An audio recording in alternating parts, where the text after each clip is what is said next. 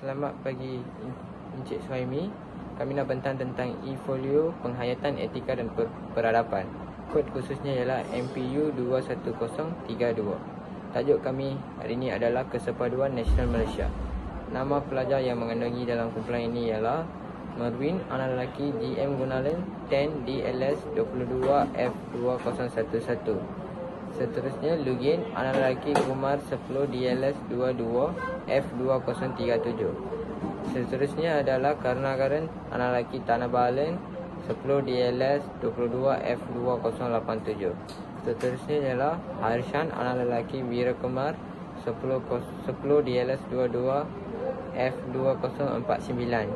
Seterusnya adalah Kavinesh, anak lelaki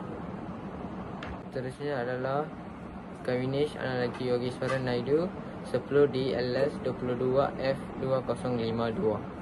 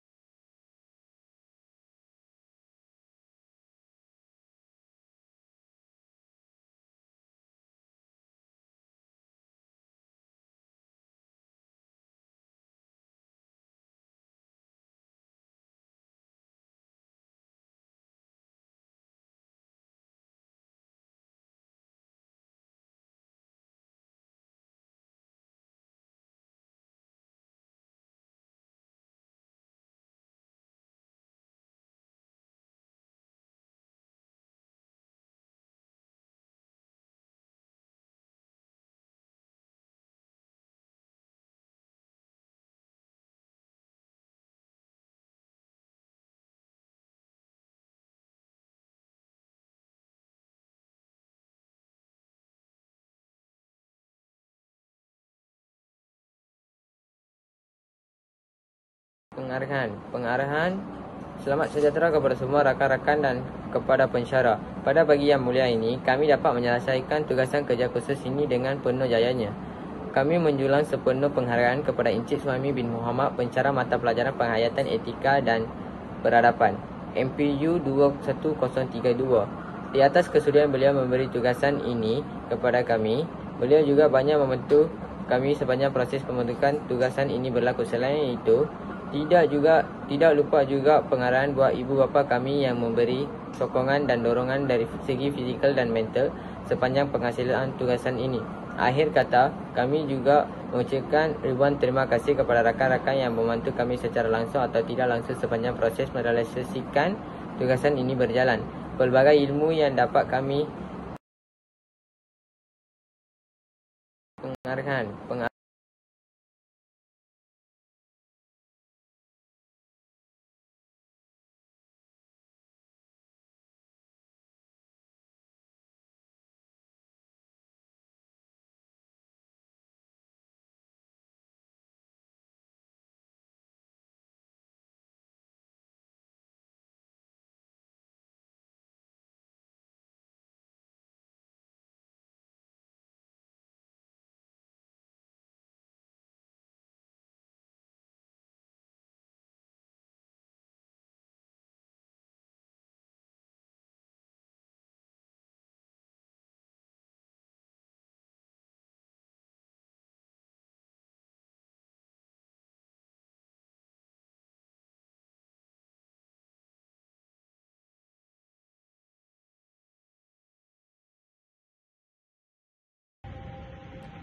Pengenalan khusus ini mempersiapkan pelajar untuk menghayati etika dan peradaban yang wujud dalam masyarakat kepelbagaian etnik di Malaysia untuk memperteguhkan pemikiran kritikal dan analitikal mereka bagi menangani kehidupan yang lebih mencabar.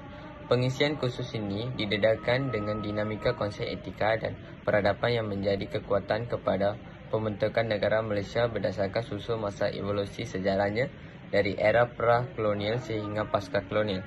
Kefahaman tentang pembentukan etika dan peradaban dalam masyarakat kepelbagaian dibincangkan bagi meningkatkan penghayatan etika dan peradaban ke arah memantapkan kesepaduan nasional dan bangsa Malaysia.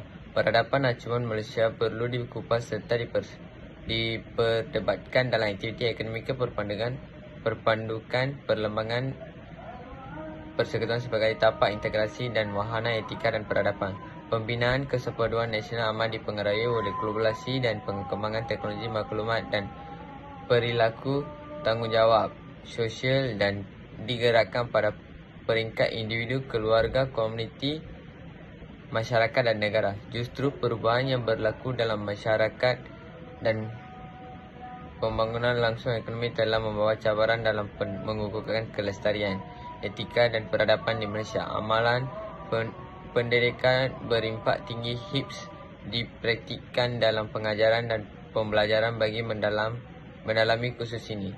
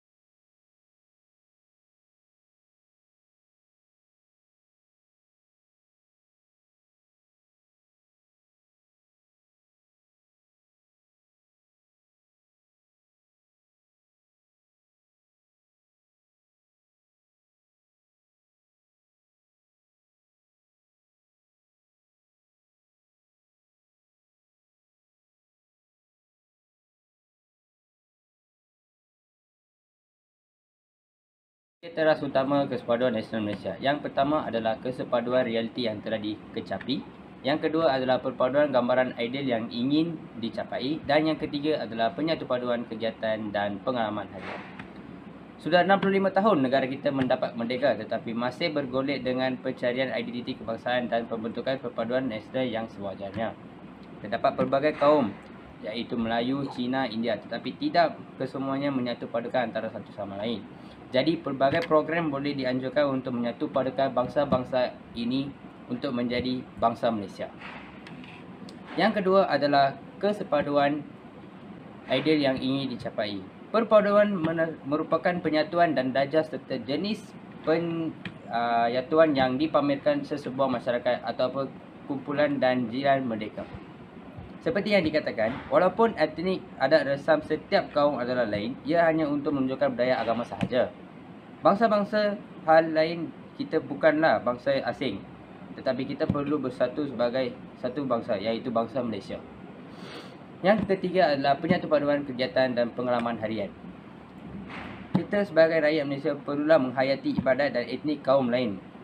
Ia akan mendapat menyatupadukan hubungan silaturahim antara satu sama lain. Yang kedua adalah perkahwinan majlis rasmi dan tidak rasmi yang disambut oleh jiran-jiran yang berbangsa untuk menjadi satu bangsa, iaitu bangsa Malaysia.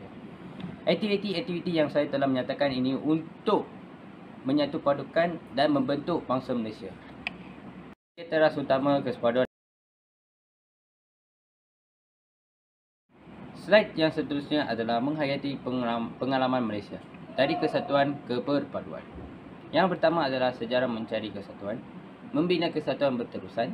13 Mei 1969, kesatuan pecah berderai. RM kedua 1971, istilah perpaduan diperkenalkan dan diguna. Perpaduan dalam kepelbagaian. Indeks Perpaduan Nasional IPNS 2018. Dalam slide ini, secara ringkasnya ia menjelaskan bahawa sebagai rakyat Malaysia, kita perlulah melakukan suatu perkara yang perlu dicapai oleh tokoh-tokoh yang telah mengorbankan demi negara. Jadi kita perlu mengingatinya dan menghargainya betapa pentingnya sejarah Malaysia.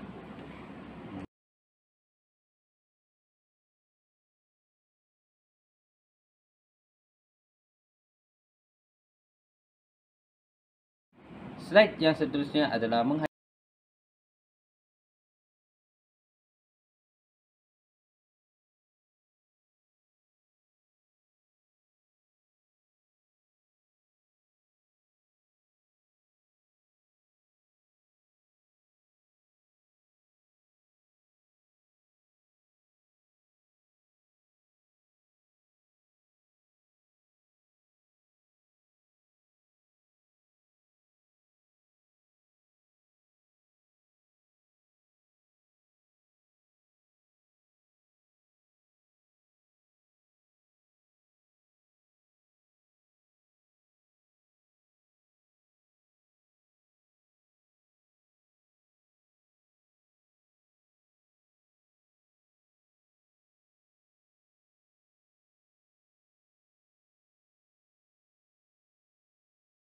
slide seterusnya merupakan sejarah mencari kesatuan.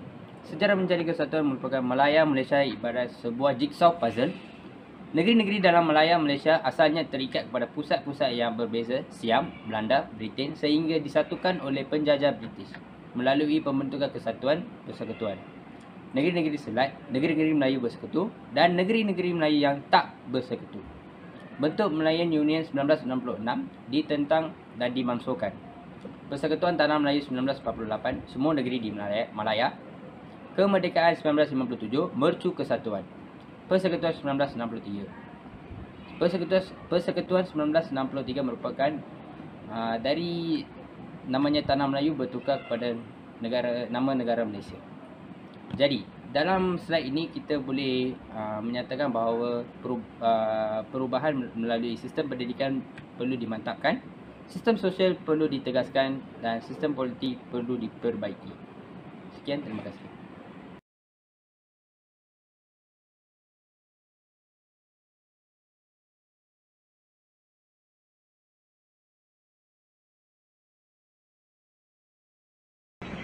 Salam sejahtera kepada semua. Saya nak membentangkan proses menyatu padukan. Proses menyatu padukan usaha berterusan pada peringkat semua lapisan masyarakat untuk menyelesaikan defisit sosial, berwahanakan tapak integrasi, berprinsipkan tawar-menawar, perundingan dan mediasi.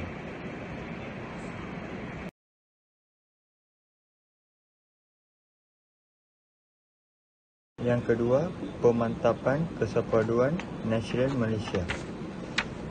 3 lapisan kesatuan nasional di Malaysia. Yang pertama, perpaduan. Bahasa kesatuan. Sosiologi merupakan matlamat air yang dihidangkan dalam sebuah negara yang berbilang etnik. Yang kedua, kesatuan. Keadaan bersepadu menjadi kesatuan yang untuk kehadapan umum, stabil, makmur dan sejahtera yang dicapai, tetapi diakui masih terdapat perbezaan dalam bentuk defisit sosial yang wujud dalam sesebuah masyarakat. Yang ketiga, penyatu paduan. Proses menyatu padukan usaha berterusan pada peringkat semua lapisan masyarakat untuk menyelesaikan defisit sosial, berwahanakan tapak integrasi, berprinsipkan tawar-menawar, perundingan dan mediasi.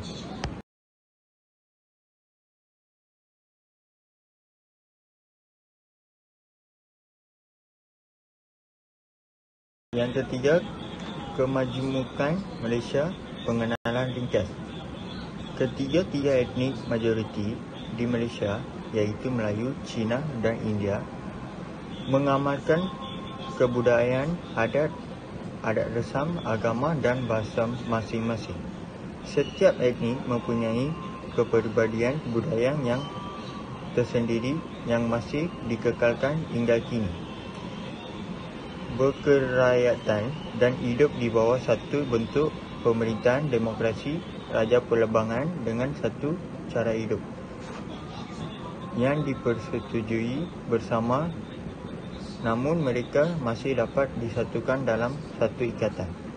Selain itu, Malaysia juga mempunyai suku kaum lain seperti Serani, orang Asu di Semenanjung Bajau, Kadatan dan Murut di Sabah serta Kedayan, Melanau dan Iban di Sarawak.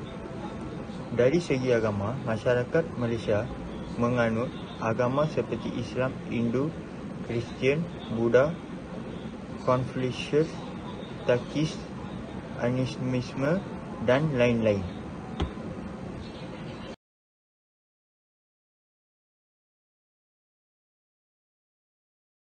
Selain itu, perpaduan integrasi nasional dan wilayah. Perpaduan nasional. Perpaduan negara ialah satu keadaan di mana rakyat dari pelbagai kumpulan etnik, agama dan wilayah hidup dengan aman sebagai satu bangsa yang bersatu dengan memberi komitmen yang penuh kepada identiti kebangsaan berlandaskan kepada perlembagaan persekutuan dan rukun negara. Integrasi nasional. Integrasi nasional bermaksud satu proses dinamik untuk merapatkan masyarakat negeri-negeri dalam Malaysia bagi membentukkan satu bangsa Malaysia yang mempunyai identiti sendiri berteraskan perlembagaan persekutuan dan rukun negara. Integrasi wilayah. Integrasi wilayah ialah satu konsep persefahaman antara rakyat tanpa mengira wilayah atau kawasan asal mereka. Dalam konteks Malaysia, wilayah boleh diartikan sebagai kawasan yang meliputi geografi serta sempadan politik, iaitu wilayah yang dikenali sebagai wilayah persekutuan Malaysia.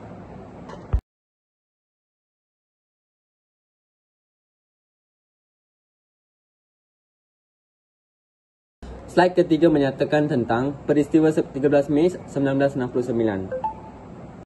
Peristiwa 13 Mei pada tahun 1969 ialah insiden kerusuhan kaum yang berlaku dan kemuncak masalah perpaduan di Malaysia. Tragedi ini telah menagut nyawa serta harta benda dan mempunyai kaitan yang rapat dengan pilihan raya umum 10 Mei 1969. Merupakan satu titik hitam dan dalam sejarah negara Malaysia. 13 Mei 1969, kesatuan pecah berderai. Tiba-tiba berlaku perubahan ungkapan dan haluan negara. Perpaduan mengganti perkataan kesatuan dalam kepelbagaian tak diguna lagi. Semenjak 13 Mei 1969, setelah 50 tahun, bagaimana keadaannya? Perpaduan dalam kepelbagaian.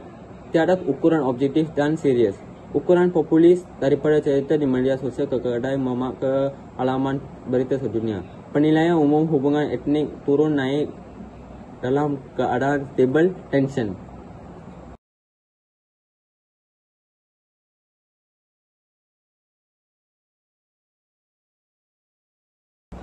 Detik perpaduan dan perbezaan. Detik perpaduan dan detik perbezaan adalah saat yang boleh dilihat berlaku dalam kehidupan seharian masyarakat. Antara suasana yang sering dilihat menunjukkan muncul perpaduan adalah detik-detik ketika pergaulan di pasar, mengadakan majlis perkahwinan, tempat makan, sokongan dalam sukan, memberi bantuan ketika bencana, mengunjungi tempat percutian, menikmati cuti umum pelbagai perayaan, hadir menonton filem di pawagam dan sebagainya.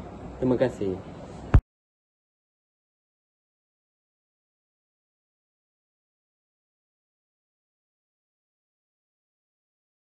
Antara contoh detik perpaduan adalah sukan bola sepak. Perpaduan dapat dilihat dalam sukan seperti sukan bola sepak. Perlawanan bola sepak adalah salah satu daripada detik perpaduan yang jelas dapat dilihat di kalangan rakyat Malaysia. Apabila semua bangsa tanpa mengira kaum dan keturunan sama-sama memenuhi stadium bagi menyokong pasukan masing-masing, mereka menyokong pasukan masing-masing tanpa melihat pasukan mereka terdiri daripada kaum dan bangsa berlainan atau tidak. Budaya ini harus diteruskan dan diterapkan dalam setiap generasi rakyat Malaysia agar ia menjadi alat perpaduan utuh ribuan penyokong. Harimau Melaya tetap mengaum di Stadium Nasional. Seterusnya adalah perkahwinan. Sering kita menghadiri majlis perkahwinan saudara mara atau kenalan yang diadakan di taman-taman perumahan selain diadakan di dewan-dewan besar. Jika majlis perkahwinan yang diadakan di dewan besar ianya tidak menimbulkan masalah kepada masyarakat, memandangkan terdapat ruang yang khas beserta tempat letak kereta yang cukup. Namun suasana apabila majlis perkahwinan dilakukan di taman perumahan, ianya menimbulkan suasana yang sesak dan kawasan meletak kenderaan para tetamu sangat erat dengan kehadiran ramai jemputan. Jika dilihat kepada peruntukan untuk undang dalam negara, ianya merupakan satu kesalahan mendiri dan menyelenggara sesuatu berhalangan di tempat awam.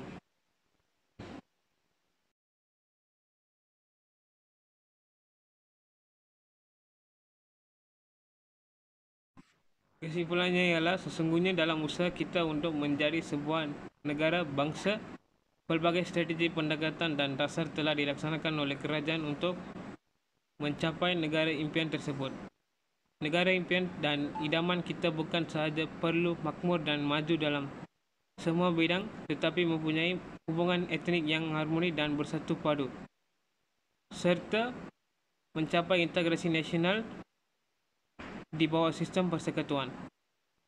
Malaysia yang kita impikan ialah sebuah negara yang menyaksikan rakyat berbilang kaum, budaya dan agama dapat hidup dalam keadaan aman dan damai. Rakyatnya memiliki kesatuan dan perpaduan yang utuh, sementara hubungan kerajaan negeri dengan kerajaan persekutuan berada dalam keadaan harmoni sesuai dengan tuntutan perlembagaan. Melangkah ke hadapan, tidak dapat dinafikan bahawa bahasa dan sastra Melayu turut menyumbang ke arah kelahiran sebuah negara yang bersatu dari segi kaum dan wilayah. Perpaduan kaum dan integrasi nasional merupakan tunjang kestabilan sosiopolitik di negara ini, kemajuan dan keutuhan bangsa.